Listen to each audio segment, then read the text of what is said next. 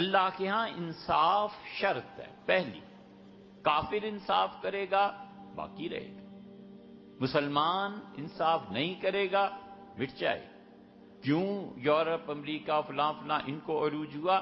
اس لیے کہ بنیادی طور پر ان معاشروں میں اخلاقیات کی تعلیم سچائی پر مبنی دی گئی، اور معاشرے میں سچائی آئی، اور جھوٹ بولا ان کے صدر نے اور جھوٹ بولا وزیر اعظم نے تو عدالت نے ڈانٹ دیا اور ایک طرف کر دیا کہ یہ آپ کی بات جھوٹی ثابت ہوئی ہے، اس لیے کہ جھوٹ انصاف کو بھی برباد کرے گا نا۔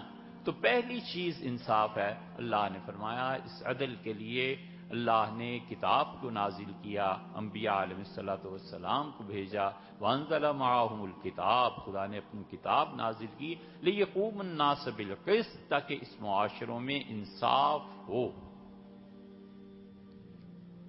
حضرت رسالت پناہ صلی اللہ علیہ وسلم نے اسی لیے فرمایا کہ جھوٹی گواہی دینے والا ابھی جھوٹی گواہی دے کر کٹہرے سے نہیں اترا ہوتا، اور اصل الفاظ یہ ہیں کہ اس کے جوتوں نے حرکت نہیں کی ہوتی اور اللہ اس پہ جہنم واجب کر دیتا۔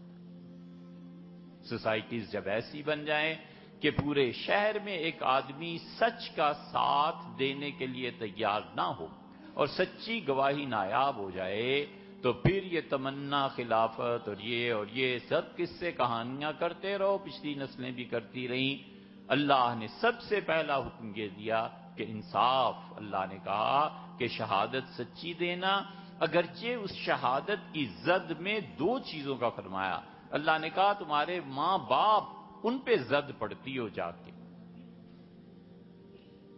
شہادت سچی، گواہی دو گے تو باپ پھانسی پہ چڑھ گیا، اللہ نے کہا گواہی دو ڈٹ کے، کوئی باپ نہیں، کوئی ماں نہیں یہاں پہ۔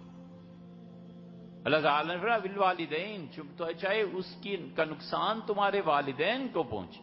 ایک طرف کتنا احترام ہے، جب سچائی کا معاملہ ہے تو اللہ نے کہا چھوڑو ان کو، چڑھ جائیں سولی پہ تمہاری شہادت سے، کوئی پرواہ نہیں۔ رشتہ داری اور دوستی کو کاٹا، سچی شہادت ایک طرف، اور دوسری طرف اللہ تعالیٰ نے فرمایا کہ وہ غنیًا او فقیرن، وہ آدمی مالدار ہے تو کبھی دب کے گواہی نہ دینا اس کے خلاف کہ دب جاؤ، اور غریب ہے تو ترس نہ کھا جانا۔ اور پھر فرمایا واللہ اولا بہما، اللہ ان سب سے زیادہ تمہارے قریب ہے، اللہ سب سے زیادہ اس لائق ہے کہ اس سے شرم کی جائے، اس کی حیا کی جائے اور گواہی سچی دی جائے۔